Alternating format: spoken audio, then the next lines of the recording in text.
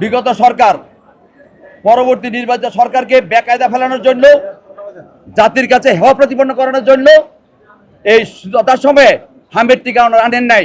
700-র মতো মৃত্যুবরণ করেছে, 1 লক্ষের কাছাকাছি বিভিন্ন হাসপাতালে চিকিৎসাধীন আছে। এই মর্মে আমাদের মাননীয় সংসদ সদস্য কিশোরগঞ্জ 5 জনাব শেখ মুজিবুর ইকবাল সাহেব তার দায়িত্ব থেকে বিগত সরকারের প্রধান সহ স্বাস্থ্য উপদেষ্টা সহ স্বাস্থ্য মন্ত্রণালয়ের সাথে জড়িত অন্যান্য ব্যক্তিবর্গের বিরুদ্ধে একটা মামলা দায়ের করেছেন। রূপায়ণ lake castle, welcome to the land of piece. আদালত ঘটনাটা শুনেছেন। আমরা বারবার বলেছি যে বিগত সরকার পরবর্তী নির্বাচিত সরকারকে বেকায়দা ফেলানোর জন্য, জাতির কাছে হেয় প্রতিপন্ন করানোর জন্য এই যথাসময়ে হামের টিকা আনেন নাই। এই মামলা ইউনিসেফের বাংলাদেশের প্রতিনিধি সাক্ষী আছেন।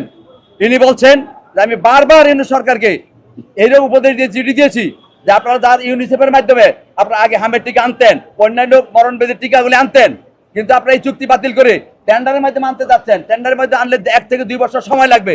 সেই ক্ষেত্রে দেশে মারাত্মক পরিস্থিতি হইতে পারে। বারবার চিঠি দেওয়া সত্ত্বেও ইউনিস সরকার এগুলি মানেন নাই।